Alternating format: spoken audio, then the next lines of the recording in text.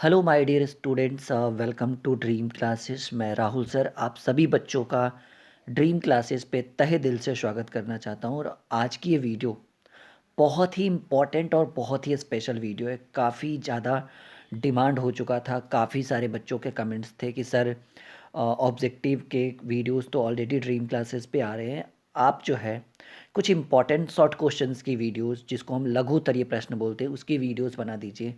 तो बच्चों के डिमांड के हिसाब से हमारी टीम ने गेस किया है 125 शॉर्ट क्वेश्चन। जी हाँ, ये शॉर्ट क्वेश्चंस आपके बोर्ड के एग्ज़ाम्स के लिए बहुत इंपॉर्टेंट है और बिल्कुल भी ये सभी क्वेश्चंस गेस क्वेश्चन है और हम लोग इसको अच्छे तरीके से सॉल्व करेंगे। तो ये हमारा पहला क्लास है शॉर्ट क्वेश्चन का। उम्मीद है कि मोर देन मोर बच्चे आज के क्लास को ज्वाइन करेंगे और ज़्यादा से ज़्यादा लाइक एंड ज़्यादा से ज़्यादा शेयर करेंगे। लाइक एंड शेयर तभी करना जब आपको आज की क्लास अच्छी लगेगी और आज की वीडियो आपको लगे कि हाँ हम अपने दोस्तों के साथ शेयर कर सकते हैं, तभी आप आज की इस वीडियो को शेयर करना। तो चलिए शुरू करते हैं आज की क्लास को। और स्क्रीन पे आपको जैसा कि शो कर रहा है भौतिकी कक्षा 12 top 125 short questions. Helpline number आपको दिया हुआ है, टेलीग्राम आईडी ड्रीम क्लासेस के नाम से। आपकी सफलता हमारी पहचान, ये हमारा कथन है और लर्निंग ऐप ड्रीम क्लासेस के नाम से। तो पहला क्वेश्चन शॉर्ट क्वेश्चन का पहला क्वेश्चन आपके फ़ोन के स्क्रीन पे ये रहा। पहला क्वेश्चन बहुत ही इंपॉर्टेंट क्वेश्चन हमने आपके लिए रखा है और देखिए बगल में ही वीवीआई का सिंबल हमने लगवा दिया है। कहा गया है कि कुलाम्बिक बल। अच्छा, ये सभी क्वेश्चंस जो हैं, ये कितने क्वेश्चंस का हम सीरीज चला चुके हैं देखिए 125। और सभी क्वेश्चन कितने मार्क्स के होंगे? सभी क्वेश्चन जो होंगे वो 2 मार्क्स के क्वेश्चन होंगे, यानी लघु उत्तरीय प्रश्न इसको हम कहते हैं। ठीक है, दीर्घ उत्तरीय नहीं, लघु उत्तरीय। तो पहला क्वेश्चन आपके स्क्रीन पे शो कर रहा है। क्वेश्चन है कि कुलाम्बिक बल को केंद्रीय बल क्यों कहा जाता है। ये बहुत इंपॉर्टेंट क्वेश्चन है कि कुलाम्बिक बल को जो है वो केंद्रीय बल क्यों कहा जाता है। तो जैसा कि आप स्क्रीन पर देख पा रहे हो, कहा गया दो आवेश यानी दो चार्ज के बीच लगने वाले कुलाम्बिक बल की दिशा दोनों आवेशों के केंद्र को मिलाने वाली रेखा की ओर होता है। जैसे दो आवेश हुआ, एक P और एक Q, तो दो आवेशों को मिलाने वाली रेखा ये हो गया। ठीक है, तो कहा गया दो आवेशों के बीच लगने वाले कुलाम्बिक बल की दिशा दोनों आवेशों के केंद्र को मिलाने वाली रेखा की ओर होता है, यानी इसी पर जो है वो दोनों होता है। ठीक है, इसलिए कुलाम्बिक बल को केंद्रीय बल कहा जाता है। एक बार फिर से एक पेन और एक पेपर लेकर बैठिए, बहुत स्पेशल क्लास है। बहुत ज़्यादा कमेंट आने के बाद आज की क्लास को हमने शुरू किया है, तो ऑब्वियसली सिंपल सी बात है, special very very special class है। लाइक शेयर बिल्कुल बनता है।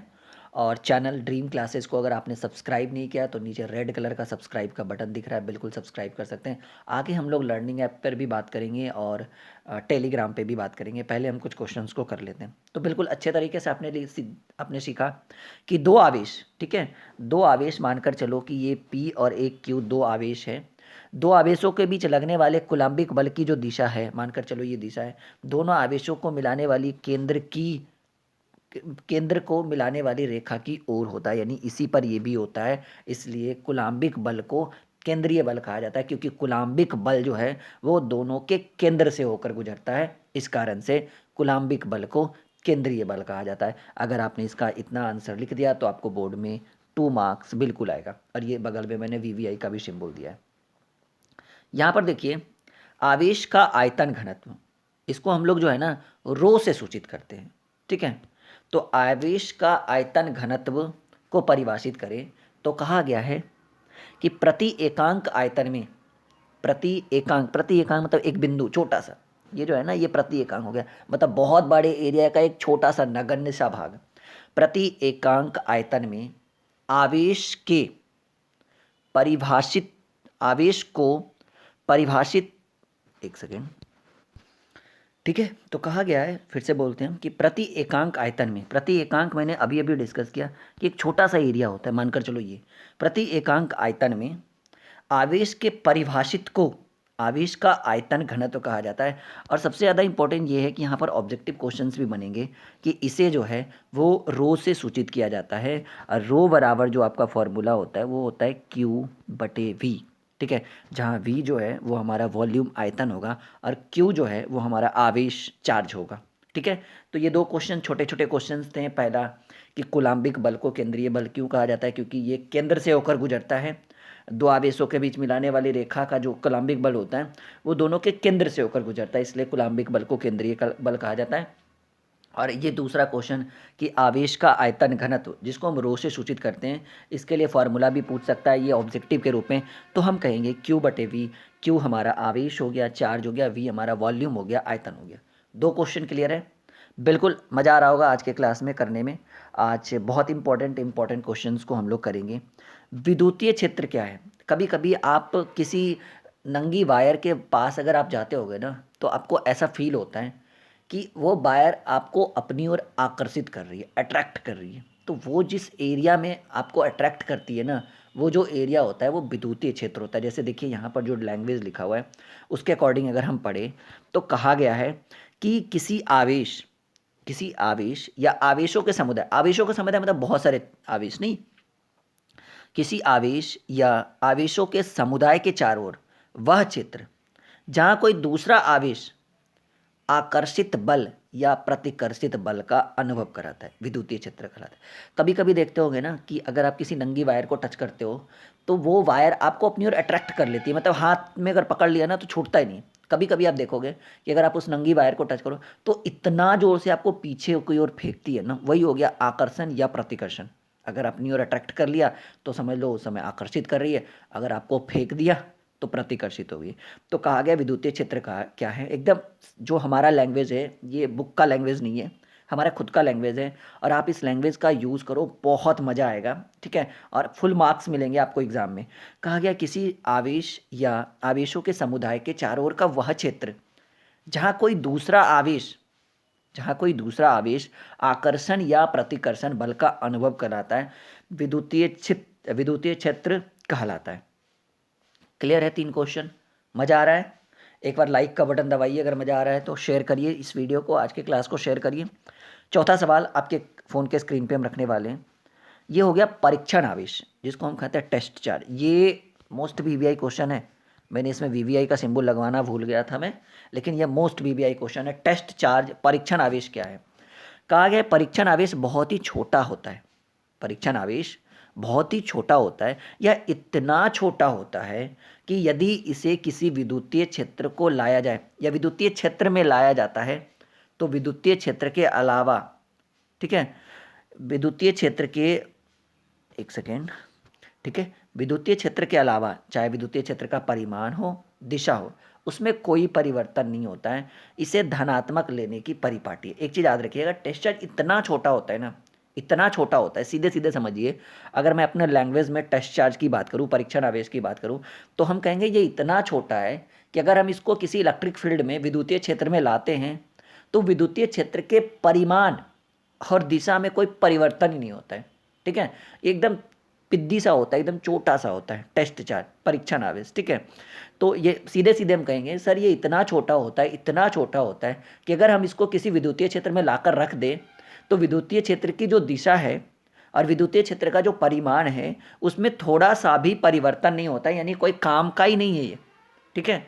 लेकिन हाँ, कभी कभी ये बहुत बड़ा काम कर देता है, इसलिए कहेंगे कि परीक्षण आवेश बहुत ही छोटा होता है।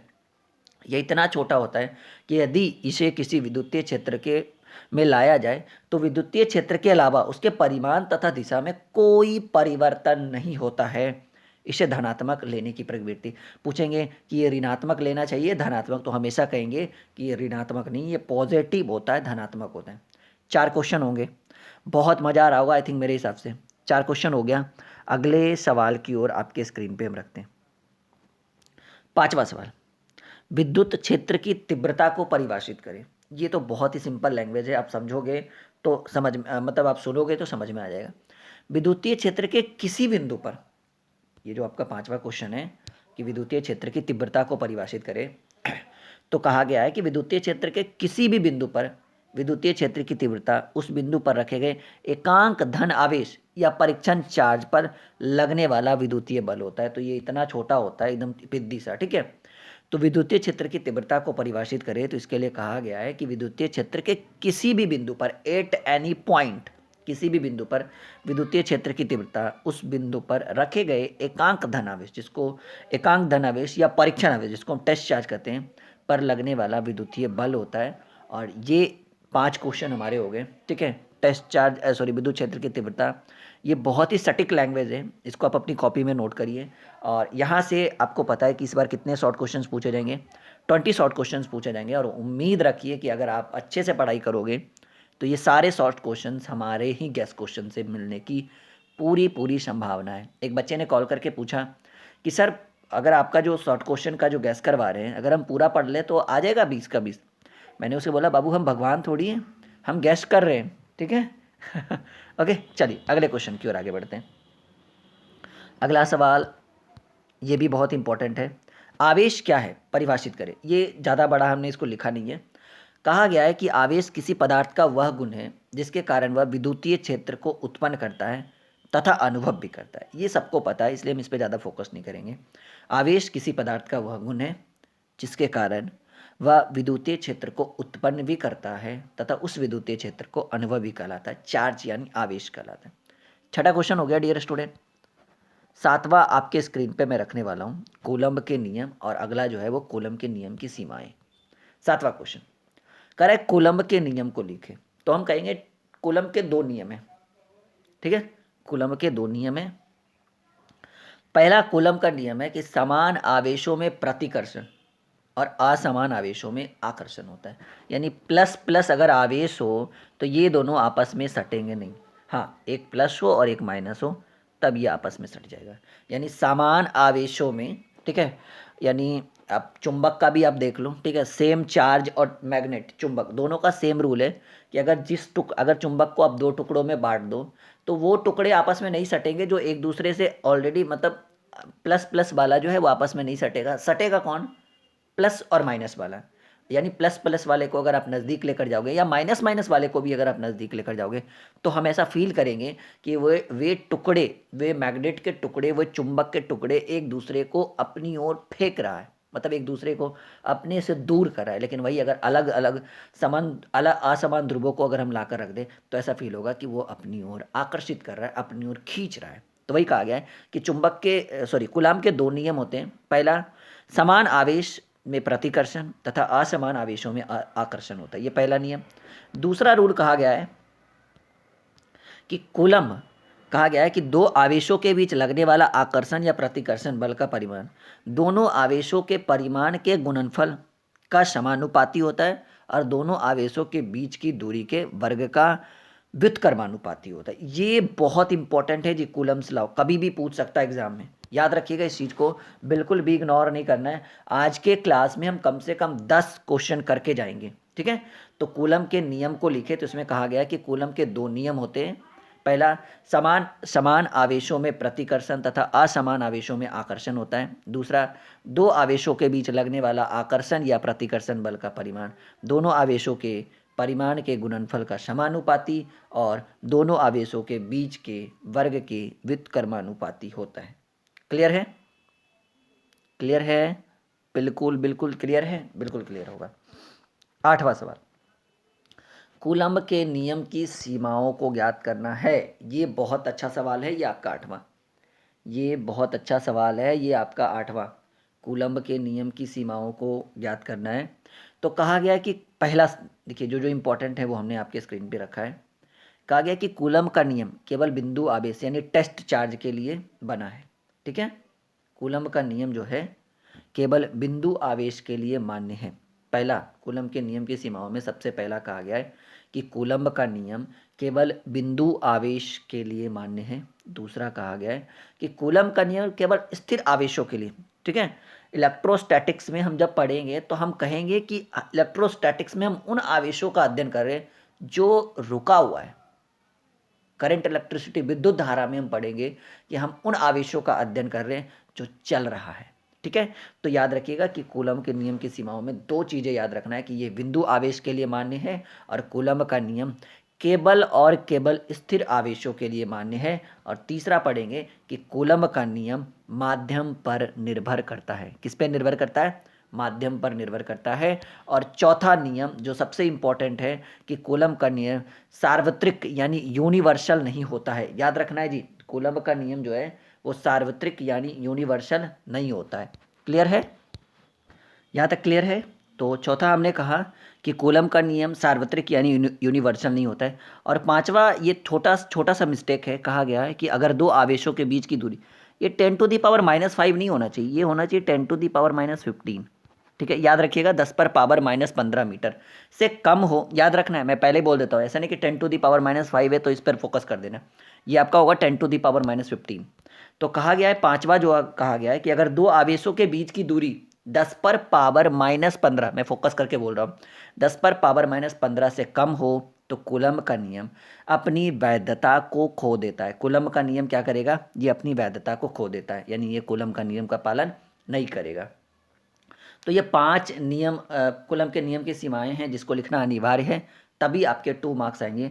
और ये 10⁻⁻15 लिखिएगा, -5 मत लिखिएगा, ठीक है। यहाँ पर देखिए ये भी बहुत इंपॉर्टेंट क्वेश्चन है, कहा गया क्वेश्चन नंबर 9, ये बहुत इंपॉर्टेंट है कि दो विद्युत क्षेत्र रेखा एक दूसरे को प्रतिच्छेदित नहीं करती, क्यों? दो विद्युतीय क्षेत्र रेखा एक दूसरे को प्रतिच्छेदित नहीं करती, क्यों?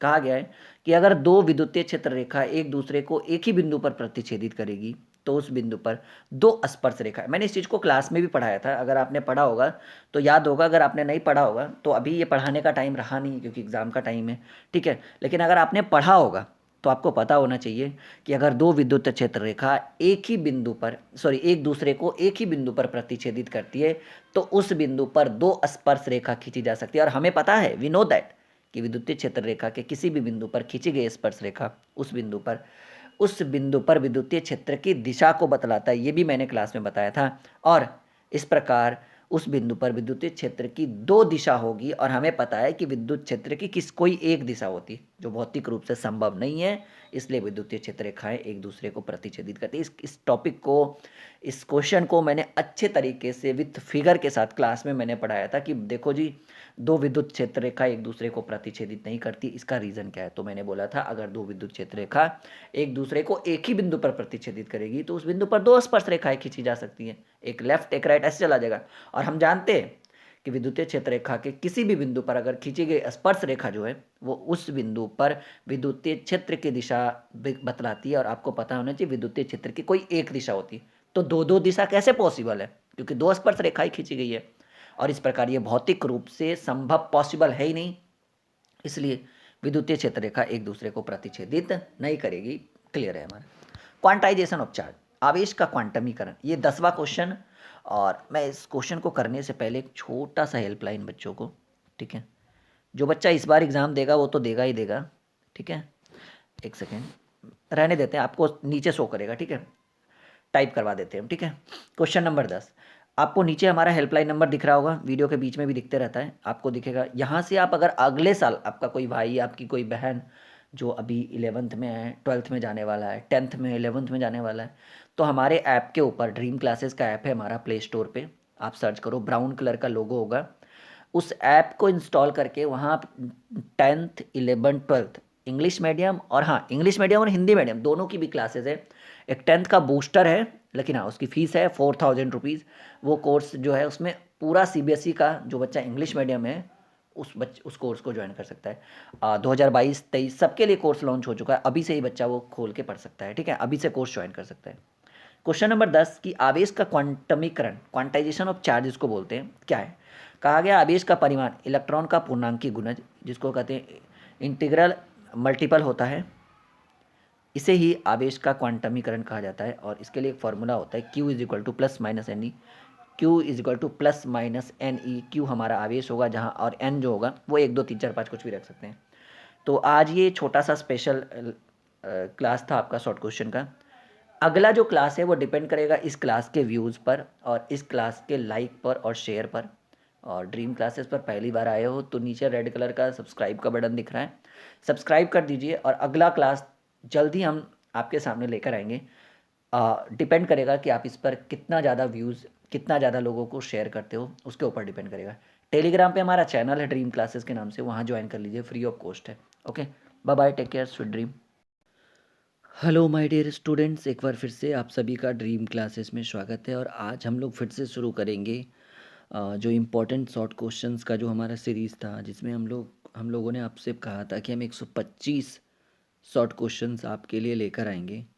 तो उसकी दूसरी सीरीज है, दूसरा क्लास है, और आज हम लोग क्वेश्चन नंबर 11 से शुरुआत करते हैं। तो एक बार फिर से वेरी गुड इवनिंग, एक बार फिर से आप सभी का ड्रीम क्लासेस में स्वागत है। और क्वेश्चन नंबर 11 जो आपके स्क्रीन के ऊपर शो कर रहा है, इस बार बोर्ड के एग्ज़ाम के लिए बहुत इंपॉर्टेंट क्वेश्चन है कि विद्युत क्षेत्र रेखा को परिभाषित करें, या कहिए कि विद्युतीय क्षेत्र रेखा को परिभाषित करें।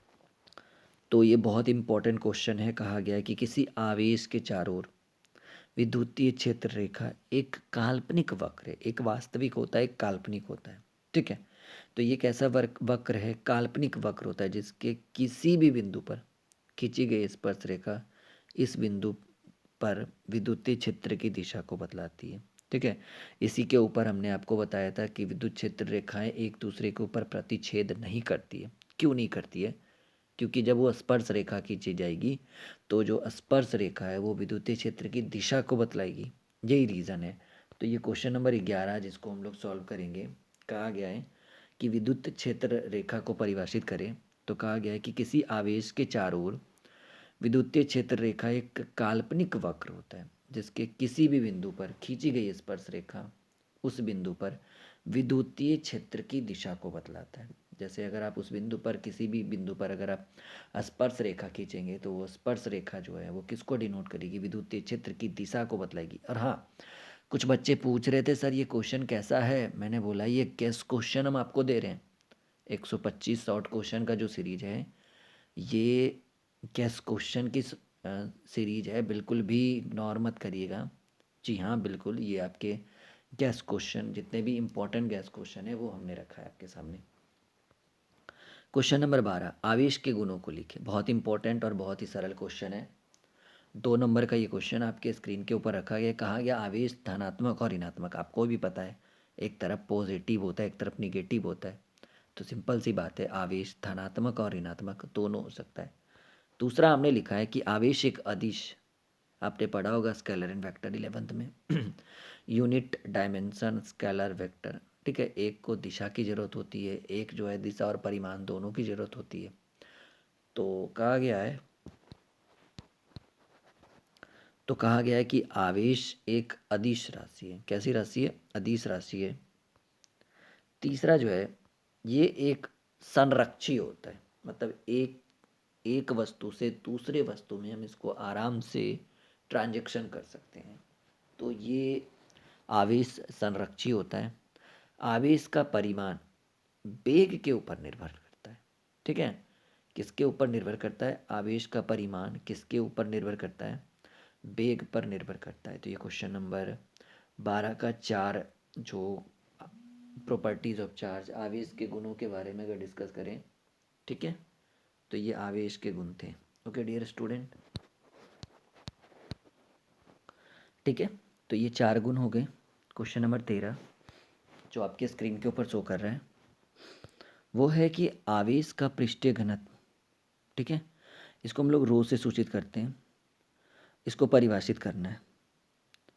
तो कहा गया है कि प्रति एकांक क्षेत्रफल में आवेश के परिमाण को, सॉरी मैंने एक वर्ड गलत बोल दिया आवेश के पृष्ठीय घनत्व को रो से नहीं सिग्मा से सूचित किया जाता है, ठीक है, ठीक है। तो इसको हम सूचित करेंगे सिग्मा से। मैंने एक जगह रो बोल दिया था बाय मिस्टेक, फिर से करते हैं, आगे बढ़ते हैं, ठीक है। तो आवेश का पृष्ठीय घनत्व यानी सिग्मा को परिभाषित करें तो कहा गया प्रति एकांक क्षेत्रफल में आवेश के परिमाण को आवेश का पृष्ठीय घनत्व कहते हैं और इसे सिग्मा से सूचित किया जाता है। और सिग्मा बराबर क्यू बाई ए होता है, जहाँ क्यू हमारा आवेश हो गया और ए हमारा क्षेत्रफल हो गया। छोटा सा मिस्टेक, मैंने बाय मिस्टेक रो बोल दिया था स्टार्टिंग में। ओके, इस चीज़ को आप मैनेज कर लेना। अध्यारोपण का सिद्धांत क्या है? तो कहा गया है, बहुत इंपॉर्टेंट है, ये वीवीआई क्वेश्चन है, मैंने रखा है 14 और 15, बहुत इंपॉर्टेंट है। कह रहा है बहुत से आवेशों के नियम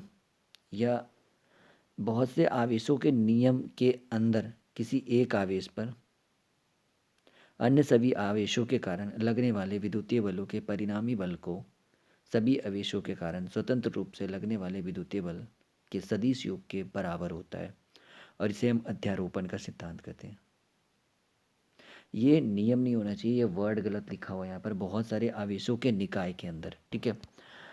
ये थोड़ा सा लिखने में मैंने सोचा, कर लीजिएगा, लिखना है। एक बार फिर से मैं बोल देता हूँ कि बहुत से आवेशों के निकाय के अंदर किसी एक आवेश पर अन्य सभी आवेशों के कारण लगने वाले विद्युतीय बलों के परिणामी बल सभी आवेशों के कारण स्वतंत्र रूप से लगने वाले विद्युतीय बल के सदिश योग के बराबर होता है। और इसको हम एफ वेक्टर से सूचित करते हैं, F1 vector plus F2 vector plus F3 vector dot dot dot, ये हमारा Fn तक चल जाएगा। एफ वेक्टर जो होगा वो हमारा परिणामी बल होगा। और 15 नंबर क्वेश्चन, विद्युतीय द्विध्रुव को परिभाषित कीजिए। कहा गया है दो समान परिमाण का विपरीत बिंदु आवेश बहुत ही अल्प दूरी पर स्थित हो, तो ये दोनों आवेश मिलकर एक विद्युतीय द्विध्रुव का निर्माण करते हैं। और बहुत अल्प दूरी यानी ये जो डिस्टेंस होता है वो काफ़ी अल्प होता है, ठीक है। और एक तरफ जो होगा वो हमारा प्लस क्यू होगा, एक तरफ हमारा माइनस क्यू होगा। तो आज की क्लास बहुत ही छोटी सी रखते हैं, यहीं पे रहने देते हैं, ठीक है।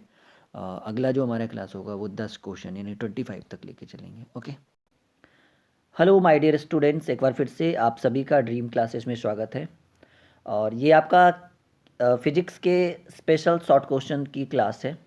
और 2 क्लासेस ऑलरेडी हो चुकी है, तीसरा क्लास है। और 15 क्वेश्चंस हम लोगों ने ऑलरेडी कर चुके हैं 2 क्लासेस में। तो ये तीसरा क्लास है और क्वेश्चन नंबर 16 से हम लोग शुरुआत करते हैं। और जैसा कि स्क्रीन के ऊपर आपको शो कर रहा है, ठोस कोण, जिसको हम लोग इंग्लिश में कहते हैं सॉलिड एंगल, क्या है। तो कहा गया है कि किसी सतह यानी किसी सरफेस के द्वारा किसी बिंदु पर बनाया गया कोण, किसी सतह के द्वारा किसी बिंदु पर बनाया गया कोण को ठोस कोण यानी सॉलिड एंगल कहा जाता है। इसे ओमेगा से सूचित किया जाता है, ठीक है। तो ये बहुत इंपॉर्टेंट क्वेश्चन है, सॉलिड एंगल ठोस कोण काफ़ी बार पूछता है, ठीक है, कि किसी सतह के द्वारा किसी बिंदु पर बनाए गए कोण को हम ठोस कोण यानी सॉलिड एंगल कहते हैं, ठीक है। तो ये 16 नंबर क्वेश्चन था। अब हम लोग 17 नंबर क्वेश्चन आपके स्क्रीन पे रख रहे हैं। क्वेश्चन है विद्युत विभव को परिभाषित करें। तो कहा गया है विद्युतीय क्षेत्र के किसी बिंदु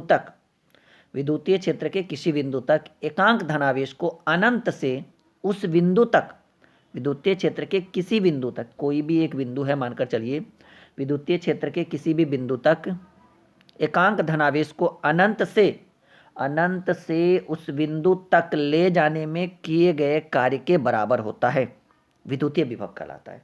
इसका एसआई मात्रक जूल प्रति कूलाम या वोल्ट होता है। देखिए दोनों पूछ सकता है कि विद्युतीय विभव का एसआई मात्रक क्या होगा, तो इसको आप जूल प्रति कूलाम भी कर सकते हैं और वोल्ट भी कर सकते हैं। तो एक बार फिर से मैं करना चाहता हूँ कि विद्युतीय क्षेत्र के किसी बिंदु तक एकांक धनावेश को अनंत से, ये आपका इन्फिनिटिव अनंत हो गया, अनंत से उस बिंदु तक ले जाने में जो किया गया कार्य है उसके बराबर होता है विद्युतीय विभव। और इसका एसआई मात्रक जूल प्रति कूलाम, ठीक है, जूल प्रति कूलाम, या इसको आप वोल्ट से भी डिनोट कर सकते हैं, जूल प्रति कूलाम या वोल्ट होता है। क्लियर हो गया 17 नंबर क्वेश्चन। अगला क्वेश्चन आपके स्क्रीन पे रख रहे हैं, ये बहुत इंपॉर्टेंट क्वेश्चन है, विद्युतीय द्विध्रुव आघूर्ण क्या है। देखिए ये जो आपका लैंग्वेज है काफ़ी सटीक लैंग्वेज हम यूज़ कर रहे हैं, ठीक है। और हमारा ऐप है ड्रीम क्लासेस के नाम से, प्ले स्टोर से ड्रीम क्लासेस के ऐप को इंस्टॉल कर सकते हो। वीडियो के डिस्क्रिप्शन में मैंने ऐप का लिंक डाल दिया है, ठीक है। आप डायरेक्टली लिंक पर क्लिक करके ऐप को इंस्टॉल कर सकते हो। और आपका जो ऐप है वहाँ पे सभी क्लासेस के नोट्स और कोर्सेज अवेलेबल हैं अगले वर्ष के लिए भी, ठीक है। जो आपका भाई बहन अगर अगला वर्ष पढ़ना चाहे तो कर सकता है। विद्युतीय द्विध्रुव आघूर्ण क्या है। कहा गया है किसी विद्युतीय द्विध्रुव आघूर्ण दोनों आवेशों में से किसी एक आवेश का परिमाण तथा दोनों आवेशों के बीच के दूरी के गुणनफल के बराबर होता है, और इसे हम पी वेक्टर से सूचित करते हैं। ये जो लैंग्वेज है ना हमारा, बिल्कुल सटीक लैंग्वेज है। एक बार इस लैंग्वेज को आप अपने क्वेश्चन पेपर में यूज़ करके देखिए, फुल मार्क्स मिलेगा, बिल्कुल पूरी गारंटी के साथ हम कहते हैं। तो विद्युतीय द्विध्रुव आघूर्ण क्या है, ये बहुत अच्छा क्वेश्चन है जिसको हमने बिल्कुल सटीक लैंग्वेज में लिखा है। देखिए अब समझाने वाला चीज़ चला गया, क्योंकि आपको पता है एग्ज़ाम बहुत नज़दीक आ गया, तो जो समझाने वाली बातें थी वो अब ख़त्म हो चुकी है। अब समझाना गया, अब चीज़ों को देखिए और रटिए, ताकि कम समय में अच्छे मार्क्स को हम ला सके। तो ये जो 18 नंबर क्वेश्चन है विद्युतीय द्विध्रुव आघूर्ण, 17 में मैंने वीवीआई का भी टिक लगाया, ये सभी प्रीवियस ईयर क्वेश्चन है, पिछले वर्ष पूछे गए हैं और इन सभी को हमने गेस माना है, ठीक है, कि इस बार पूछा जाएगा। विद्युतीय द्विध्रुव आघूर्ण क्या है? किसी विद्युतीय द्विध्रुव का विद्युतीय द्विध्रुव आघूर्ण दोनों आवेशों में से किसी एक आवेश का परिमाण तथा दोनों आवेशों के बीच की दूरी के गुणनफल के बराबर होता है। इसे पी वेक्टर से सूचित किया जाता है। ये आपका विद्युतीय द्विध्रुव आघूर्ण का डेफिनेशन हो गया। अगर आप इसको अच्छे से लिखते हैं अपनी कॉपी में, आप अपनी कॉपी में नोट कर लीजिए अभी से ही, एक पेन और एक पेपर लेके। नहीं तो हमारा एक चैनल है टेलीग्राम पे, ड्रीम क्लासेस के नाम से, इसके नोट्स अवेलेबल हो जाएंगे कुछ ही दिनों में, 1 से 2 दिनों में आपको टेलीग्राम पे डाल दिया जाएगा नोट्स, आई मीन PDF, वहाँ से आप डाउनलोड कर सकते हैं, ठीक है। तो अगला क्वेश्चन आपके स्क्रीन पे हम रख रहे हैं, सभी इंपॉर्टेंट क्वेश्चन हैं। उम्मीद है कि लाइक का बटन जरूर दबा दीजिएगा, नीचे लाइक का बटन शो कर रहा होगा, लाइक का बटन है, बगल में शेयर भी कर दीजिएगा। और चैनल को कभी आपने अभी तक सब्सक्राइब नहीं किया ड्रीम क्लासेस को, तो और पहली बार हमारे चैनल पे आए हैं तो एक सब्सक्राइब का बटन होगा रेड कलर का, उसको ब्लैक कर दीजिए और उसके बाद एक घंटा का बटन होगा उसके जस्ट बगल में, इस तरह से उसको दबा दीजिएगा। इससे क्या होगा कि जब भी क्लासेस हम लेंगे ना तो उसका नोटिफिकेशन पहले से ही शो कर जाएगा आपकी स्क्रीन पे। क्वेश्चन नंबर 19, गॉस के प्रमेय को लिखे। ये बहुत बार पूछता है ये क्वेश्चन, गॉस लॉ, गॉस के प्रमेय को लिखे। शॉर्ट में हमने लिखा है कि विद्युतीय क्षेत्र में किसी बंद तल से होकर, ठीक है, वो जो तल होना चाहिए वो कैसा होना चाहिए? बिल्कुल बंद होना चाहिए, ठीक है। विद्युतीय क्षेत्र में किसी बंद तल से होकर गुजरने वाले कुल विद्युतीय फ्लक्स का मान, विद्युतीय क्षेत्र में किसी बंद तल से होकर गुजरने वाले कुल विद्युतीय फ्लक्स का मान तल के अंदर उपस्थित कुल आवेश का 1/ε0 गुना होता है, जहां ε0 जो होती है वो मुक्त आकाश की परावैद्युता होती है और इसे ही हम गॉस का प्रमेय कहते हैं। अगर आप इस डेफिनेशन को अच्छे सटीक तरीके से लिखते हैं जो मैंने लिखा है तो 2 नंबर आपके एग्जाम में बढ़ेंगे, ठीक है। तो ये गॉस का प्रमेय बहुत ही इंपॉर्टेंट क्वेश्चंस में से एक है। कहा गया, एक बार फिर से हम पढ़ना चाहें, विद्युतीय क्षेत्र में, जो विद्युतीय क्षेत्र है में किसी बंद तल से होकर गुजरने वाली कुल विद्युतीय फ्लक्स का मान तल के अंदर उपस्थित कुल आवेश, और कुल आवेश का कितना गुना होना चाहिए? 1/ε0 गुना होता है, जहाँ ε0 जो होती है वो मुक्त आकाश की परावैद्युता होती है और इसी को हम कहते हैं गॉस का प्रमेय, गॉस थ्योरम। आगे बढ़ते हैं, क्वेश्चन नंबर 20। ये बहुत छोटे छोटे तरीके से, लैंग्वेज जो है हमारा बिल्कुल सटीक रहता है। विद्युतीय बल बहुत ही इंपॉर्टेंट है ये। कहा गया जब किसी आवेश को किसी विद्युतीय क्षेत्र में रखा जाता है तो विद्युतीय क्षेत्र के द्वारा आवेश पर एक बल लगता है। एक बार फिर से, जब किसी आवेश को, अगर हम किसी चार्ज को किसी विद्युतीय क्षेत्र में रखते हैं तो विद्युतीय क्षेत्र के द्वारा उस आवेश पर, किसके द्वारा? विद्युतीय क्षेत्र के द्वारा उस चार्ज पर, उस आवेश पर एक फोर्स लगता है, एक बल लगता है, जिसे हम लोग कहते हैं विद्युतीय बल। देखते हैं कि कभी कभी हम अपने आप को वायर के पास लेकर जाते हैं तो झटका देता है, पीछे की ओर ठेलता है हमें, ठीक है। तो इस तरह के कंडीशंस बनते हैं, तो इसको हम कौन सा बल कहेंगे? विद्युतीय बल कहेंगे। क्वेश्चन नंबर 21, ये भी बहुत अच्छा, इसे हम ऑलरेडी करवा चुके हैं 70। देखिए ये क्वेश्चन 2 बार आ चुका है, विद्युतीय द्विध्रुव आघूर्ण बाय मिस्टेक लिखा गया होगा, कोई दिक्कत नहीं है।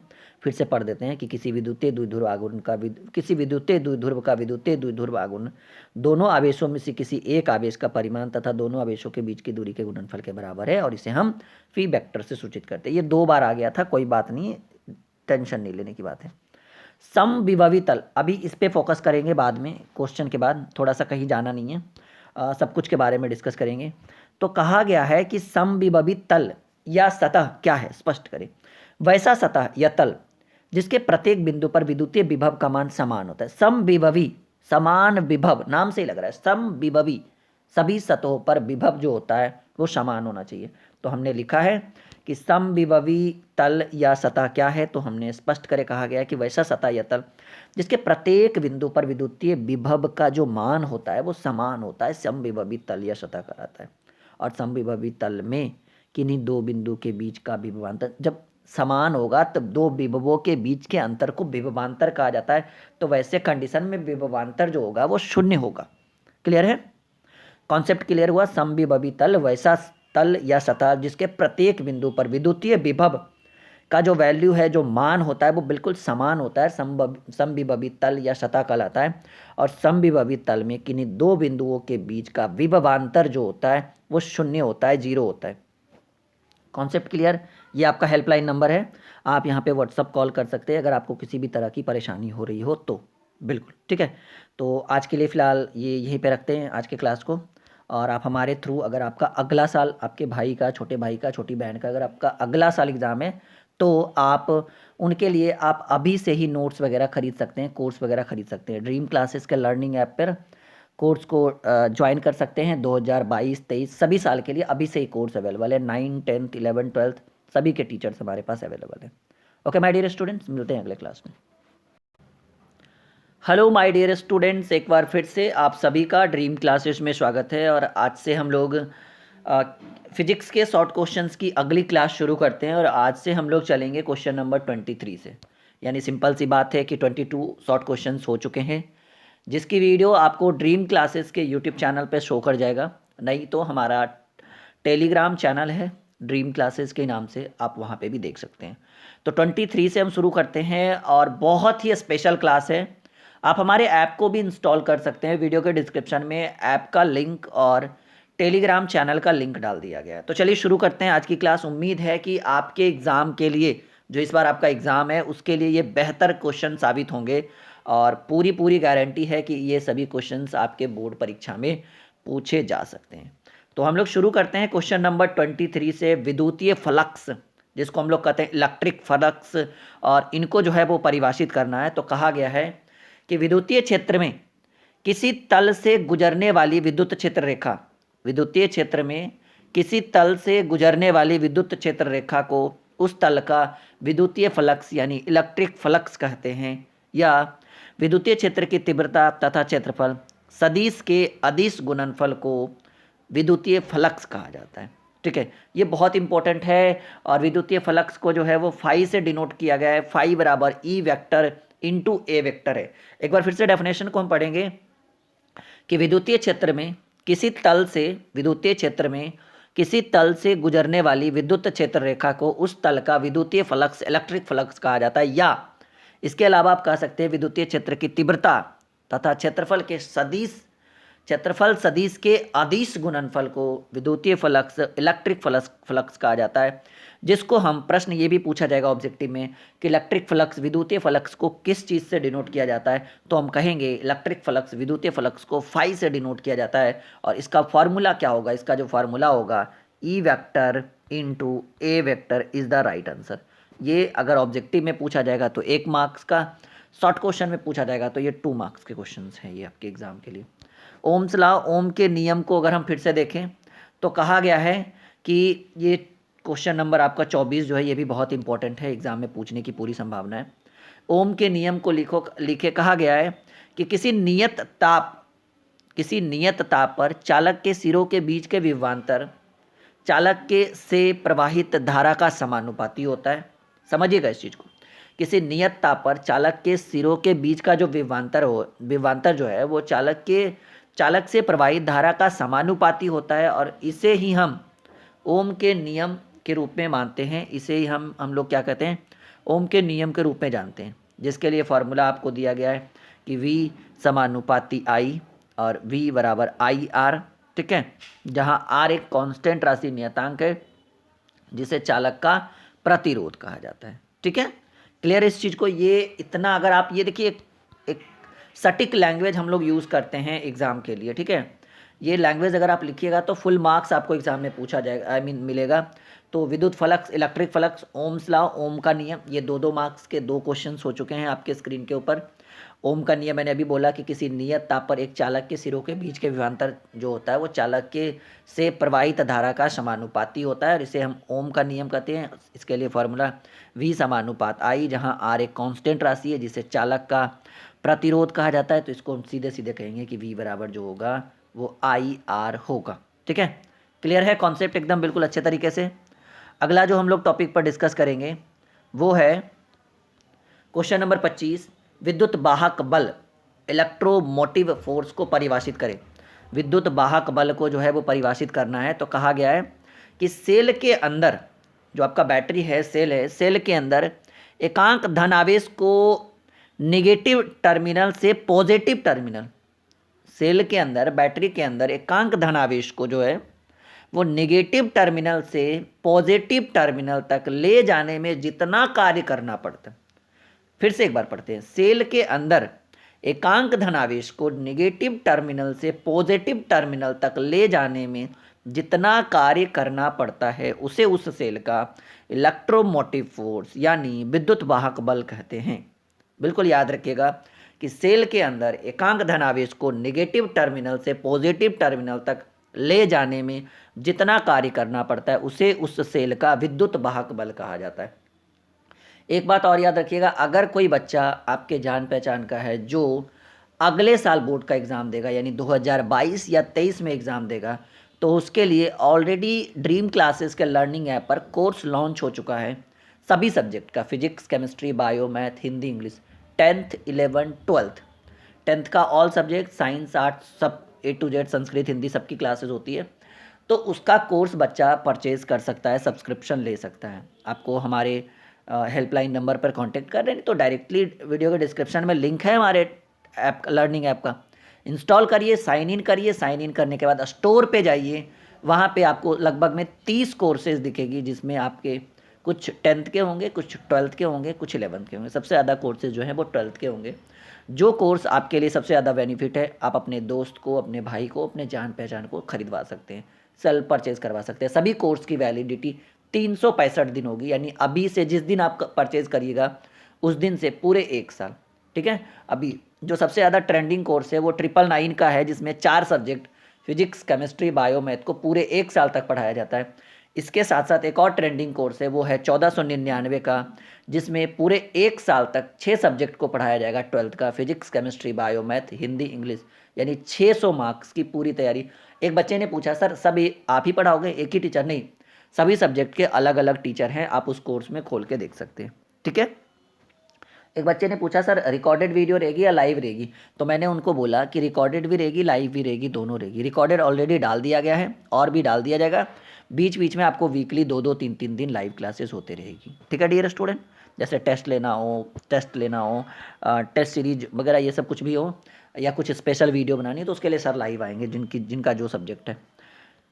क्वेश्चन नंबर 26, वाटहीन धारा क्या है?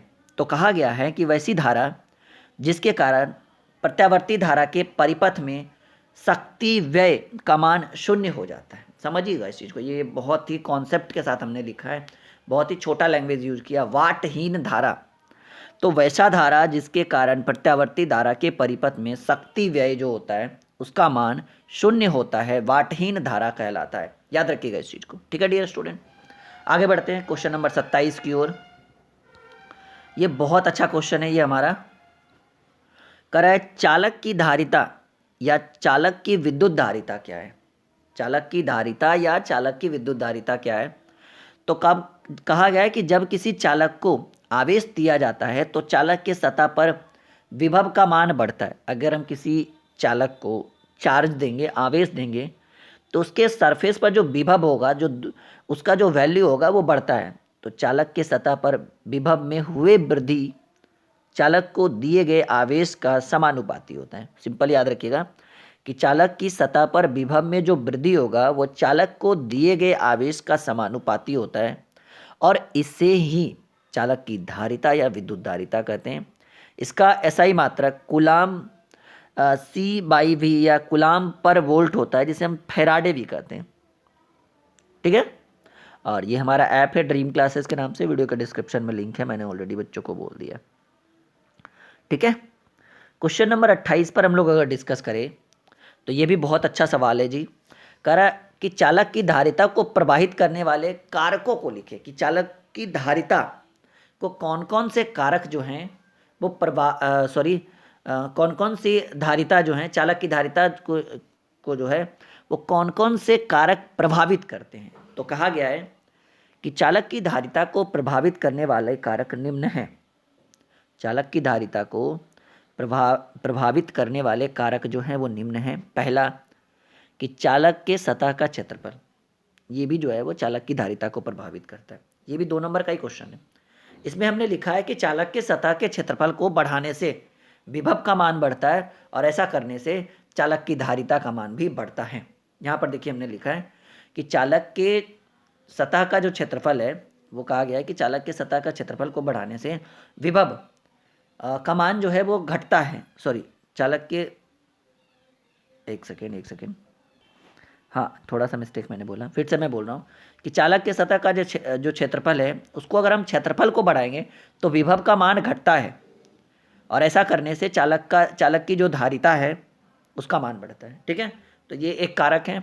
दूसरा कारक है जो इम्पोर्टेंट भी है, कहा गया कि चालक के निकट दूसरे चालक की उपस्थिति, चालक के निकट किसी दूसरे चालक की उपस्थिति, किसी आवेशित चालक के निकट दूसरे, किसी आवेशित चालक के निकट दूसरे अनावेशित चालक को रखने से आवेशित चालक के सतह पर विभव का मान घटता है तथा चालक की धारिता बढ़ती है। तो ऐसे दो कारक हैं जो चालक की धारिता को प्रभावित करते हैं। क्लियर है कॉन्सेप्ट? ऐसे दो कारक हैं जो चालक की धारिता को प्रभावित करते हैं। ओके माय डियर स्टूडेंट, अब अगले सवाल की ओर हम लोग आते हैं। Question number 29। ये 29 का जो क्वेश्चन है वो आपका है विद्युतीय शक्ति को परिभाषित करें। ये बहुत इंपॉर्टेंट क्वेश्चन है। ठीक है, ये जो है ये बहुत इंपॉर्टेंट क्वेश्चन है, इसको अच्छे तरीके से हम समझेंगे। विद्युतीय शक्ति को परिभाषित करें तो कहा गया विद्युतीय परिपथ में विद्युतीय ऊर्जा के व्यय के दर को विद्युतीय शक्ति कहा जाता है। विद्युतीय परिपथ में विद्युतीय ऊर्जा के व्यय के दर को विद्युतीय शक्ति कहा जाता है, जिसका फॉर्मूला विद्युतीय शक्ति P बराबर जो होता है वो W/T होता है, जहाँ W बराबर कार्य होता है, T हमारा समय, और W बराबर फॉर्मूला होता है I² RT। इस कारण से यहाँ पर हम P बराबर लिखेंगे I² RT/T, और आपको पता है T से T कैंसिल हो जाएगा तो आपको हो जाएगा I² R, हमारा ये बचेगा।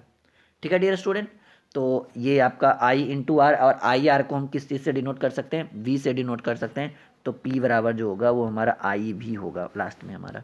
क्लियर है? क्वेश्चन नंबर 30 देखिएगा, कहा गया है कि धारा घनत्व को परिभाषित करें।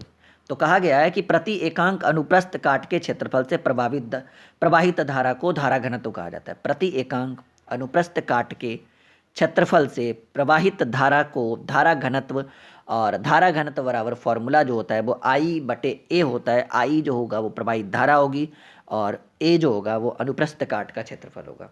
तो आई होप कि ये छोटा सा क्लास है आपको काफ़ी अच्छा लगा होगा। लाइक शेयर कर दीजिए, और जल्दी आपका एग्ज़ाम आने वाला है, मुझे भी पता है, आपको भी पता है, तो बिल्कुल भी एक भी क्लास मिस नहीं होनी चाहिए ड्रीम क्लासेस पे।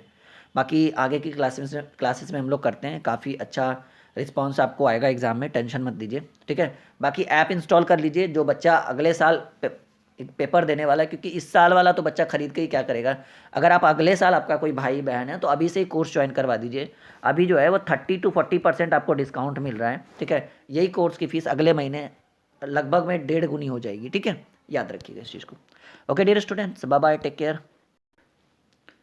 हेलो माय डियर स्टूडेंट्स, एक बार फिर से आप सभी का स्वागत है ड्रीम क्लासेस में, और ये 5वां पार्ट है हमारे शॉर्ट क्वेश्चंस का, और आज से हम लोग शुरुआत करेंगे क्वेश्चन नंबर 31 से। और 31 में आपको स्क्रीन के ऊपर शो कर रहा है कि लेज़र किरणों की किन्हीं दो विशेषताओं को लिखें। ये बहुत इंपॉर्टेंट है, और ऐसे तो लेज़र किरणों की किन्हीं हम 4 विशेषताओं को भी लिख सकते हैं, लेकिन क्वेश्चन के हिसाब से हमने रखा है कि लेज़र किरणों की किन्हीं 2 विशेषताओं को लिखें। अगर आपके एग्जाम में आ जाए कि लेज़र किरणों की किन्हीं 4 विशेषताओं को लिखें तो भी बहुत बड़ी समस्या नहीं, हम आपको स्क्रीन के ऊपर बता देंगे। तो देखिए, इसके आविष्कार के बाद जो है इसकी मुख्य रूप से 4 विशेषताएं। पहली विशेषता जो है वो लेज़र किरणों की उच्च चमक। हाँ जी, इसमें जो चमक होती है ये उच्च चमक है।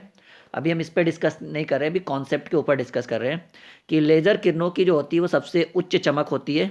ठीक है, और इसका जो तरंग दैर्घ्य होता है वो ऐसे कहा गया है कि प्रकाश का रंग प्रकाश के तरंग दैर्घ्य के द्वारा निर्धारित किया जाता है। तीसरी जो इसकी विशेषता है वो है अच्छी दिशात्मकता। ठीक है, और चौथी जो इसकी प्रमुख विशेषता है वो अच्छा समन्वय।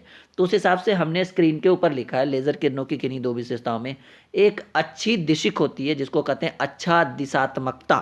ठीक है, और दूसरा जो हम कहेंगे कला संबंध एवं एक वर्णीय होता है। तो 4 विशेषताएं भी अगर एग्जाम में पूछे तो मैंने अभी अभी चारों विशेषताओं का डिस्कस किया है। अगर 2 विशेषताएं आपको पूछे तो ये आपको स्क्रीन के ऊपर शो कर रहा है 2 विशेषता। लिख सकते हैं। एग्जाम में 2 नंबर का प्रश्न पूछेगा। ऑब्जेक्टिव ये ऐसे भी रहेगा, ऑप्शन में भी दे देगा, ऑब्जेक्टिव में भी। कौन लेजर किरणों की विशेषता नहीं है? तो मैंने अभी भी 4 विशेषताओं को बताया। उसकी उच्च चमक होती है, ठीक है। और दूसरा हम कहेंगे कि प्रकाश का जो रंग है वो प्रकाश के तरंगदैर्घ्य द्वारा निर्धारित किया जाता है, और प्रकाश में एक निश्चित तरंगदैर्घ्य सीमा होती है, इसकी दूसरी विशेषता होती है। और तरंगदैर्घ्य रेंज जो होता है वो संकुचित बेहतर होता है, ठीक है, इस चीज़ को याद रखिएगा। तीसरी जो इसकी विशेषता है वो अच्छी दिशात्मकता है, और चौथा जो है अच्छा समन्वय है, ठीक है। और ये भी आप लिख सकते हो, कला संबंध एवं एक वर्णीय होता है। दूसरा जो आपका 32 दिख रहा है कि ट्रांसफार्मर का क्रोड जो है वो परतदार होता है, ऐसा क्यों? ये बहुत इंपॉर्टेंट क्वेश्चन है कि ट्रांसफार्मर का क्रोड परतदार होता है, इसकी क्या सबसे प्रमुख विशेषता क्या है कि ट्रांसफार्मर का जो क्रोड होता है वो परतदार होता है? तो कहा गया है कि ऐसा भंवर धाराओं के प्रेरण को रोकने के लिए किया जाता है। ट्रांसफार्मर का जो क्रोड जो है वो परतदार इसलिए बनाया जाता है ताकि हम भंवर धाराओं के प्रेरण को रोक सकें। उसके बाद कहा गया कि भंवर धाराओं के प्रेरण से ऊर्जा का हास्य होता है, मतलब ऊर्जा जो है वो लॉस हो जाती है, कम जाती है, ठीक है। उसे ट्रोन लॉस कहा जाता है। इस कारण से जो है वो ट्रांसफार्मर का क्रोड क्या बनाया जाता है, सॉरी ट्रोन नहीं, आयरन लॉस कहा जाता है जी, ठीक है। हाँ, तो ऐसा कहा गया है कि ऐसा जो है वो भंवर धाराओं के प्रेरण को रोकने के लिए किया जाता है, और भंवर धाराओं के प्रेरण से ऊर्जा का क्या होता है, हास्य होता है। ये बहुत इंपॉर्टेंट क्वेश्चन है कि ट्रांसफार्मर का क्रोड जो है वो परतदार क्यों बनाया जाता है। क्वेश्चन नंबर 32 बहुत ही इंपॉर्टेंट क्वेश्चन है आपका, ठीक है। क्वेश्चन नंबर 33 की ओर आते हैं। थोड़ा सा बड़ा है लेकिन बहुत इंपॉर्टेंट आपके एग्जाम के लिए। देखिए, हमने वीवीआई का साइन लगा दिया है। किरचॉफ के नियमों को लिखें। तो कहा गया है कि किरचॉफ के 2 नियम दिए, या किरचॉफ साहब ने अपने पुस्तक में अपने द्वारा लिखी गई कितने नियमों का प्रतिपादन किया? 2 नियमों का प्रतिपादन किया। तो ये 2 नियम जो है वो बहुत इंपॉर्टेंट है। 2-2 लाइन का लिखिएगा, आपके 2 मार्क्स बिल्कुल एग्जाम में पूछे जाएंगे। और आपको पता है कि एग्जाम काफ़ी नज़दीक आ गया है, तो थोड़ा एक्टिव हो जाइए। क्लासेस रेगुलर किया करिए। ड्रीम क्लासेस पे 4 से 5 क्लासेस आपको रेगुलर होती है, तो एक भी क्लास मिस नहीं करना है आपको, ठीक है। तो किरचॉफ के नियम को लिखें। तो कहा गया है कि किरचॉफ साहब ने 2 नियमों को दिया है। पहला जो आपका नियम दिया है कि किसी भी बिंदु पर, जी हाँ, किसी भी बिंदु पर मिलने वाली सभी धाराओं का बीजगणितीय योग शून्य होता है। किसी भी बिंदु पर मिलने वाली सभी धाराओं का बीजगणितीय योग शून्य होता है। और कहा गया है कि बिंदु के तरफ आने वाली, ठीक है, बिंदु के तरफ आने वाली सभी धाराओं का धनात्मक तथा बिंदु से दूर जाने वाली सभी धाराओं को ऋणात्मक ली जाती है, ठीक है। एकदम बिल्कुल अच्छे से समझिएगा कि किसी भी बिंदु पर मिलने वाली सभी धाराओं का बीजगणितीय योग शून्य होता है, और बिंदु के तरफ आने वाली धाराओं को धनात्मक तथा बिंदु से दूर जाने वाली धाराओं को ऋणात्मक ली जाती है। ये चीज़ याद रखिएगा, ठीक है। ये क्लियर हो गया हमारा कॉन्सेप्ट। दूसरा जो है वो आपका है प्रतिरोध तथा सेलों के समन्वित या सम्मिलित भी इसको कह सकते हैं। प्रतिरोध तथा सेलों के सम्मिलित बंद विद्युतीय परिपथ में सभी विभवांतर का बीजगणितीय योग शून्य होता है, और इसे ही हम किरचॉफ का द्वितीय नियम, दूसरा नियम कहते हैं, ठीक है। और किरचॉफ के दूसरे नियम को जो है वो किस नियम के नाम से जाना जाता है? वो वोल्टेज का नियम कहा जाता है। प्रश्न आपसे ये भी पूछा जाएगा, किरचॉफ का दूसरा नियम किस लिए प्रसिद्ध है, किस नाम से प्रसिद्ध है? तो हम कहेंगे किरचॉफ का दूसरा नियम जो है वो वोल्टेज नियम के नाम से जाना जाता है। क्वेश्चन नंबर 33 हमारा क्लियर हो गया। अगर आपको लग रहा है कि बिल्कुल आपके एग्जाम के लिए बहुत इंपॉर्टेंट है, तो एक नीचे लाइक का बटन जरूर दबाइएगा, बहुत काम देगा आपके लिए, ठीक है। विभव मापी को परिभाषित करें। ये भी बहुत इंपॉर्टेंट क्वेश्चन है। तो कहा गया विभव मापी एक ऐसी व्यवस्था है, विभव मापी एक ऐसी व्यवस्था है, एक ऐसी युक्ति है जिसकी सहायता से तार के दोनों सिरों के बीच के विभवांतर को मापा जाता है। नाम से लग रहा है विभवांतर, यानी विभव मापी, यानी विभव को मापने वाला जो यंत्र है। तो विभव मापी एक ऐसी युक्ति है, एक ऐसी व्यवस्था है जिसकी सहायता से तार के दोनों सिरों के बीच के विभवांतर को मापा जाता है, और विभवांतर की सहायता से 2 सेलों के विद्युत वाहक बल, जिसको हम कहते हैं इलेक्ट्रोमोटिव फोर्स, 2 सेलों के विद्युत वाहक बल की तुलना की जाती है, तथा दोनों सेलों के आंतरिक प्रतिरोध को ज्ञात किया जाता है। ये बहुत ही, इसका जो लैंग्वेज हमने आपको लिखा है बहुत ही एकदम कॉन्सेप्ट के साथ हमने लिखा है, बहुत ही सटीक लैंग्वेज है, ठीक है। बिल्कुल शेयर कर दीजिएगा। और आपको टेलीग्राम पे PDF मिलना शुरू हो गया बिल्कुल फ्री ऑफ कॉस्ट, क्योंकि आपके एग्ज़ाम का टाइम है, ठीक है। तो एग्ज़ाम के टाइम में टेलीग्राम पे जो पीडीएफ होंगे वो बिल्कुल फ्री ऑफ कॉस्ट बच्चों को दिया जा रहा है। आप टेलीग्राम पे जाइए, टेलीग्राम में सर्च करिएगा dream classes, dream space classes search करिए, आपको हमारा चैनल शो कर जाएगा। ओपन करके नीचे ज्वाइन का ऑप्शन होगा, ज्वाइन कर लीजिए, बिल्कुल फ्री ऑफ कॉस्ट है, कोई फीस नहीं लग रहा है। आपको वहाँ पर वीडियो के लेक्चर्स मिल जाएंगे, नोट्स मिल जाएगा, और जो भी पीडीएफ वगैरह है free of cost, test series वगैरह भी हम डलवा रहे हैं, फ्री ऑफ कॉस्ट ही रहेगा वो आपका। ठीक है। क्वेश्चन नंबर 34, ठीक है, ये हमारा क्लियर हो गया। 34 क्वेश्चन। देखिए जितने भी आज की जो क्लास है बहुत ही स्पेशल है। आज की जो क्लास है अदरवाइज 4 क्लास के अकॉर्डिंग अगर माना जाए तो ये बहुत स्पेशल है, क्योंकि आज हम लोग काफ़ी इंपॉर्टेंट क्वेश्चंस को इस आज के क्लास में रखने वाले हैं। जैसा कि आपको स्क्रीन के ऊपर लग भी रहा होगा कि आज की जो वीडियो है, आज के जो क्वेश्चन है वो काफ़ी दमदार क्वेश्चन है, तो ज़्यादा से ज़्यादा शेयर बिल्कुल बनता है। तो धारा का ऊष्मीय प्रभाव क्या है, इस क्वेश्चन में हमें बताना है कि धारा का ऊष्मीय प्रभाव क्या है। क्वेश्चन नंबर 35 कहा गया जब किसी तार से धारा प्रवाहित की जाती है तो तार गर्म हो जाता है। सिंपल सी बात है, आपने कभी वायर को छुआ होगा तो आपको ऐसा फील होता है कि वायर हल्का सा गर्म है, जब उसमें करंट जो है वो धारा प्रवाहित हो रही है। ठीक है। तो ज़्यादा अगर तार तार जो है गर्म हो तो समझिएगा वो प्रतिरोध ज़्यादा ज़्यादा उस पर प्रेशर कर रहा है, मतलब धारा का विरोध कर रहा है। इस कारण से जो है प्रश्न पूछता है कि अगर एक तार से धारा प्रवाहित हो रही हो और प्रतिरोध ज़्यादा विरोध करे तो ऐसे कंडीशन में तार पर क्या असर पड़ेगा, तो तार जो है वो गर्म हो जाती है, क्योंकि धारा का वो विरोध करता है ना, प्रतिरोध आपका। तो क्वेश्चन नंबर 35 है कि जब किसी तार से धारा प्रवाहित की जाती है तो तार गर्म हो जाता है, यानी कि विद्युतीय ऊर्जा का रूपांतरण किस ऊर्जा में होता है, उष्मीय ऊर्जा में। पूछा भी जाता है कि जब किसी तार से हम धारा प्रवाहित करते हैं तो वैसी स्थिति में विद्युतीय ऊर्जा का रूपांतरण किस ऊर्जा में हो जाता है, तो हम कहेंगे विद्युतीय ऊर्जा हमारा उष्मीय ऊर्जा में कन्वर्ट हो जाती है। और ऐसा करने से धारा के इस रूप या प्रभाव या स्वभाव को धारा का उष्मीय प्रभाव कहा जाता है। एक बार फिर से हम करते हैं, थोड़ा सा लैंग्वेज है अच्छा, कि जब किसी तार से धारा प्रवाहित की जाती है, जब किसी तार से धारा प्रवाहित की जाती है तो तार गर्म हो जाता है, यानी कि विद्युतीय ऊर्जा का जो रूपांतरण है वो उष्मीय ऊर्जा में हो जाता है, और धारा के इस रूप या प्रभाव को धारा का उष्मीय प्रभाव कहते हैं। ये बहुत इंपॉर्टेंट क्वेश्चन है। क्लियर है? नीचे आपने लाइक का बटन दबा दिया अगर आपको ये वीडियो अच्छा लग रहा है, बिल्कुल अच्छा लग रहा होगा, ये मुझे पूरा पूरा भरोसा है। ठीक है। आपको लग रहा हो कि ये क्वेश्चन इस बार के एग्जाम में शायद पूछ दे, और इसकी 4-5 वीडियो ड्रीम क्लासेस पे ऑलरेडी डाल दी गई है, आप देख सकते हो नीचे जाके। ठीक है। अनुगमन वेग ड्रिफ्ट वेलोसिटी इसको कहा जाता है। बहुत अच्छा, वीवीआई करिए इसको, अनुगमन वेग ड्रिफ्ट वेलोसिटी, वीवीआई क्वेश्चन। तो कहा गया है कि विद्युतीय क्षेत्र के प्रभाव के कारण, विद्युतीय क्षेत्र के प्रभाव के कारण चालक के अंदर उपस्थित इलेक्ट्रॉन विद्युतीय क्षेत्र के विपरीत दिशा में एक नियत औसत वेग से गमन करता है। समझिए इस चीज़ को। क्वेश्चन नंबर जो 36 है, अनुगमन वेग ड्रिफ्ट वेलोसिटी क्या है, तो कहा गया है कि विद्युतीय क्षेत्र के प्रभाव के कारण चालक के अंदर उपस्थित इलेक्ट्रॉन विद्युतीय क्षेत्र के विपरीत दिशा में नियत औसत वेग से गमन करता है, और इसे हम अनुगमन वेग ड्रिफ्ट वेलोसिटी कहते हैं। एक बार फिर से लैंग्वेज यूज करते हैं। कहा गया है कि विद्युतीय क्षेत्र के प्रभाव के कारण चालक के अंदर, जो हमारा चालक है ना, उसके अंदर उपस्थित जो भी इलेक्ट्रॉन है उनके विद्युतीय क्षेत्र के विपरीत दिशा में एक नियत औसत वेग से गमन करता है, और इसे हम कहते हैं अनुगमन वेग यानी ड्रिफ्ट वेलोसिटी कहते हैं।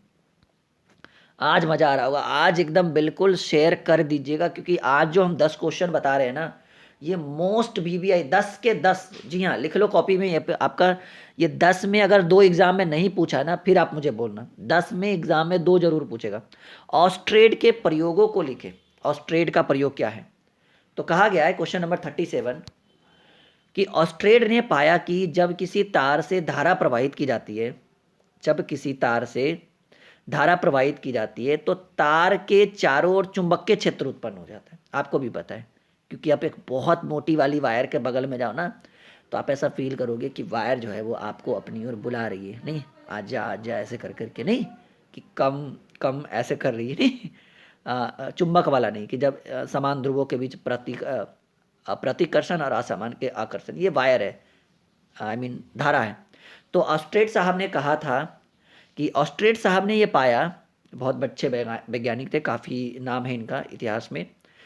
तो ऑस्ट्रेड ने बताया कि जब किसी तार से धारा प्रवाहित की जाती है तो तार के चारों ओर चुंबकीय क्षेत्र उत्पन्न हो जाता है और यह चुंबकीय क्षेत्र तब तक रहता है जब तक कि तार से धारा प्रवाहित होना बंद ना हो जाए। यानी कहेंगे कि यह चुंबकीय क्षेत्र तब तक रहता है जब तक कि तार से धारा प्रवाहित होते रहती है। धारा के इस प्रभाव को धारा का चुंबकीय प्रभाव कहा जाता है और इस प्रभाव को दर्शाने वाले वैज्ञानिक का नाम ऑस्ट्रेड था।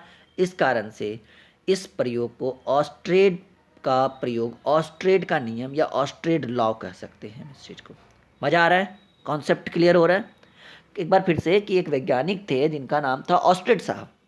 ऑस्ट्रेड साहब ने बताया कि जब किसी तार से आप धारा प्रवाहित करोगे बाबू नुन्नू, तो तार के चारों ओर चुंबकीय क्षेत्र के साथ साथ तार के चारों ओर विद्युतीय क्षेत्र के साथ साथ तार के चारों ओर चुंबकीय क्षेत्र भी उत्पन्न होता है और यह चुंबकीय क्षेत्र तब तक रहेगा जब तक कि तार से धारा प्रवाहित होना बंद ना हो जाए, या तब तक रहेगा जब तक तार से धारा प्रवाहित होते रहेगा।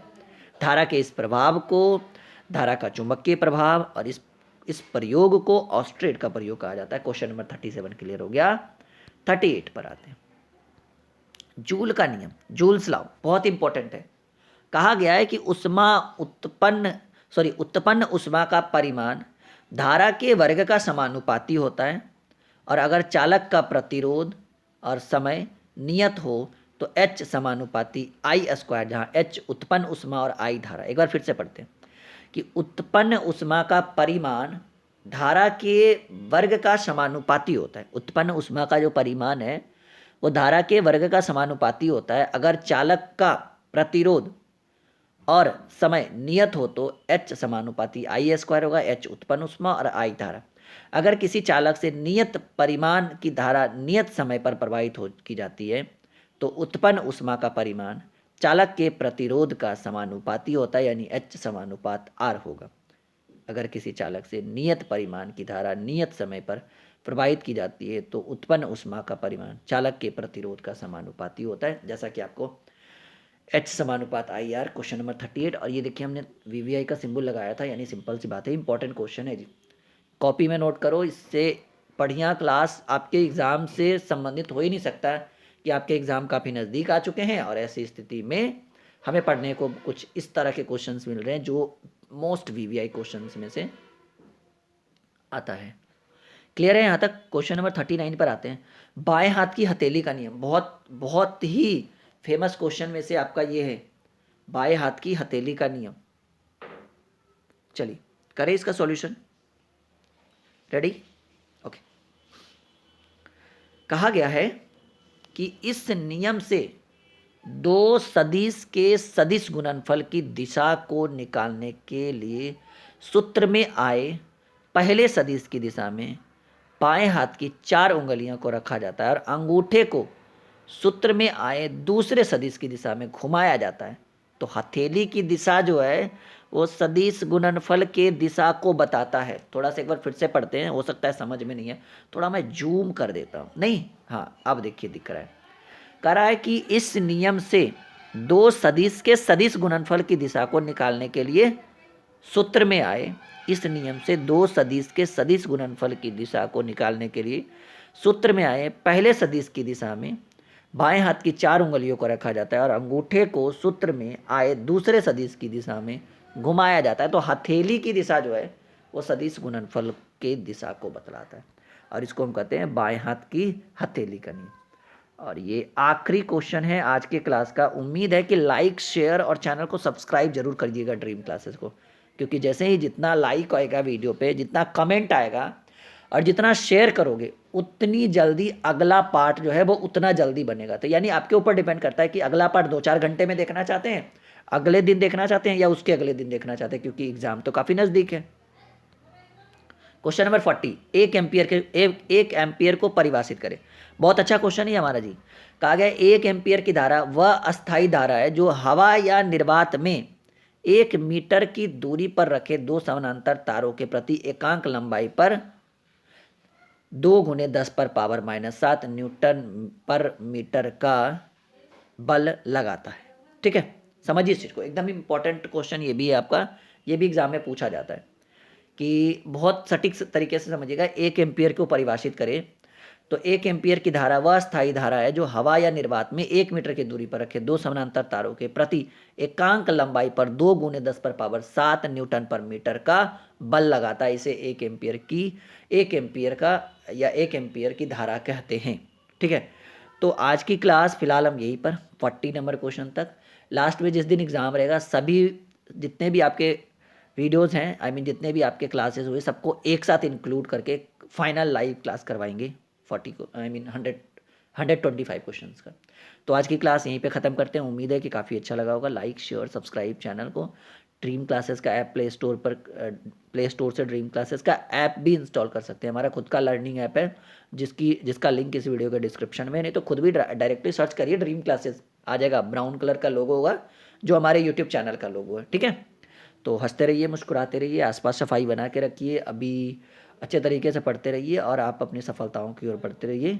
और 2022 के लिए अगर कोई बच्चा एग्ज़ाम देना चाहे तो ड्रीम क्लासेस का लर्निंग ऐप पर उसको बोलिए, स्टोर पर जाएगा बच्चा, इंस्टॉल करके साइन इन करके स्टोर पर जाएगा। वहाँ पे आपको कोर्स दिखेगा। एक कोर्स 999 का कोर्स है जिसमें 4 सब्जेक्ट पूरे 1 साल तक पढ़ाया जाएगा। रिकॉर्डेड वीडियो भी रहेगी और कुछ कुछ बीच बीच में लाइव क्लास भी होते रहेगा। वो 999 वाले में 4 subject physics chemistry bio math 1 साल पूरा पढ़ाया जाएगा, जिसमें लगभग में 400 क्लासेस होगी, 450 क्लासेस सॉरी। एक कोर्स है हमारा 1499 का, physics chemistry bio math Hindi English, 6 subject पूरा, 1 साल की वैलिडिटी, नहीं सॉरी 1.5 साल की वैलिडिटी, क्योंकि वो हमने दिसंबर से ही शुरू कर दिया था। पिछले 3 महीने से वो क्लास 1-2 महीने से वो बैच स्टार्ट हो चुका है। बच्चा अब जो है उसमें एंट्री कर रहा है। उसमें लगभग में 600 से 700 क्लासेस होगी पूरे 16 महीने में। ठीक है, आपका दिसंबर में वो कोर्स ख़त्म होगा। अभी भी ज्वाइन कर सकते हैं, अभी ऑफ़र चल रहा है, 30-40% का डिस्काउंट है। फरवरी मार्च के बाद उसकी फ़ीस जो है वो बढ़ जाएगी। इस चीज़ को याद रखिएगा। 1 मार्च फरवरी पूरा ऑफ़र रहेगा, मार्च से उसकी फ़ीस बढ़ेगी। तो मिलते हैं अगले क्लास में। Bye bye, take care. ये आपके लिए नहीं है, आपका जो अगला दोस्त भाई बहन आने वाला है जो अगला साल एग्ज़ाम देगा। Bye bye, take care.